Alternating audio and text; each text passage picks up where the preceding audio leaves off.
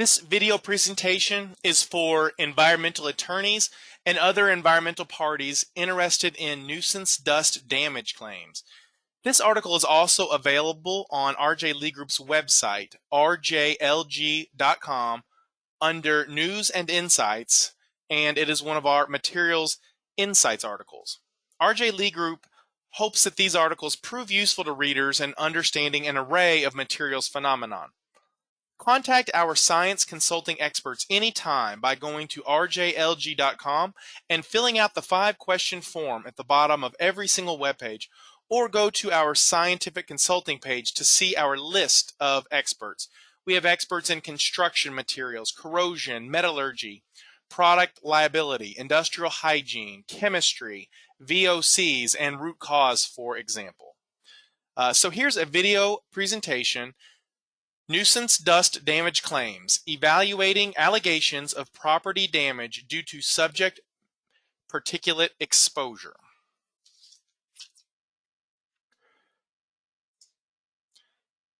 A broad spectrum of industrial operations, naturally occurring sources, and other vehicular emissions has the potential to generate particulate that, if not properly contained, can be cause for environmental or health concern. A combination of engineering controls and ongoing monitoring are typically deployed to ensure compliance with limits on particulate emissions that are subject to federal, state, and local clean air regulations. Particulate dust producing activities can be project driven, like new construction, or it could be a building collapse or some type of integral component of ongoing or periodic process operations. Under some circumstances, failure to limit dust emissions can lead to significant fines from local environmental regulators and lawsuits filed by owners of neighboring properties, ranging from allegations of nuisance, interference with the quiet, peaceful, pleasant use of a property, up to and including property damage and health impact. Among the fundamental questions at the core of any scientific investigation assessing alleged particulate emissions are: 1. Identification of subject particulate characteristics, like chemical, morphological, mineralogical, etc., that distinguish it from existing environmental sources. 2. Determination of potential source or sources of the subject particulate. 3. Evaluation of the distribution of subject particulate in the community relative to background or environmental levels of dust.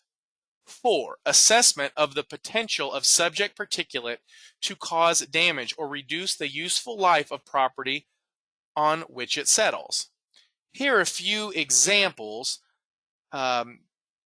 This present article will focus on the field aspects particularly pertinent to evaluating allegations of property damage due to subject particulate exposure. Damaged, discolored, or just dusty. A scientific evaluation of damage claims centers on the questions of whether the mere presence of particulate on a surface is evidence of damage. The answer will depend on a variety of factors, including subject particulate adhesion to the surface, particulate weathering characteristics, and surface durability. Knowledge of material properties is necessary to evaluate modes of potential damage include aesthetic, mechanical or abrasive, and corrosive mechanisms. The visible appearances of surfaces are a common cause for complaints, as are event-driven observations, like a wind-driven plume from an industrial source or building demolition, raise concerns about observable dustiness. Carbonaceous particulate matter such as coal dust will be more visible than particulate with lighter color appearance, such as some sands. Iron particulate can be reactive, leading to staining or discoloration. A key technical issue becomes whether staining or discoloration is damage if it can be cleaned. Industrial cleaning protocols exist for many types of particulate, but may have limitations for some applications or environment. Evaluations of whether the useful life of an affected piece of property has been reduced is part of forensics investigations of this nature. This can only be answered through knowledge of particulate properties, surface properties, and background impacts from environmental exposures. The stability of the particulate in the environment is key, particularly since some particles might be hygroscopic, meaning they exhibit a tendency to absorb moisture from the air. Non-reactive particles may persist for longer periods of time, but may have difficulty adhering to surfaces and wash or blow away with time. Reactive particles, sometimes described as deliquescent, may produce more observable effects, but will disintegrate over time. Levels of atmospheric corrosion will be much higher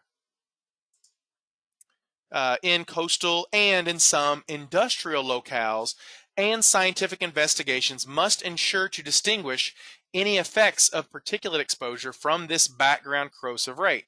Different locations in a single property can experience conditions of varying weather severity due to shelter, shade, and wind direction, which can impact exposure and time of wetness during periods of rain, in addition to the diurnal cycles that control dewing and drying. Particulate impact versus normal wear and tear. All products have a finite useful life, which is determined by the exposure conditions and properties of the materials of construction. For widely used applications, such as residential housing, the life expectancy of many commonly used components has been studied, informing building material selection and providing critical benchmarks for insurance rates. It is natural to pay more attention to the visible condition of one's surroundings once nuisance dust concerns arise. However, all discoloration or corrosion is not necessarily impact from particulate exposure.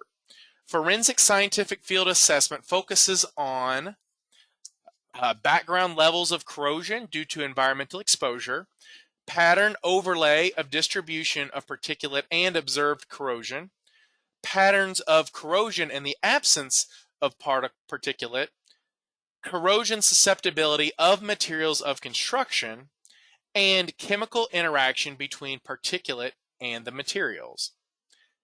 Samples of damaged materials are collected where possible for laboratory analysis. Laboratory analysis can contribute significant data in assessing the scientific validity of any damage claims. Accelerated life testing and laboratory simulations will be the subject of a future article by RJ Lee Group. Thank you for listening. Just want to let you know this article was by Matthew J. Perricone.